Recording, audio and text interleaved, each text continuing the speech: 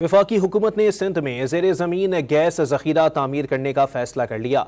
आइंदा माली साल के वफाकी बजट में गैस ज़ख़ीरा करने के मनसूबे के लिए फ़ंड्स मुख्तस करने की तजवीज़ सामने आई है। आपको बताएं कि वफाकी हुकूमत ने सिंध में ज़ेर ज़मीन गैस ज़ख़ीरा करने के मनसूबे का फैसला कर लिया है।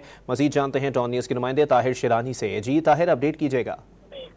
जी, वफाकी हुकूमत ने आइंदा माली साल के वफाकी बजट में सिंध में ज़ेर ज़मीन गैस ज़ख़ीरा तामीर करने के मनसूबे के लिए 15 करोड़ रुपए मुख्तस करने की तजवीज़ तैयार की है। अंडरग्राउंड स्टोरेज बदीन के मकाम पर तामीर करने की तजवीज़ है। मनसूबे पर मजमूई तौर पर 1 अरब 84 करोड़ 80 लाख रुपए की लागत आएगी और आइंदा माली साल के लिए इस मद में जो फंड्स हैं वो 150 मिलियन मुख्तस किए गए हैं।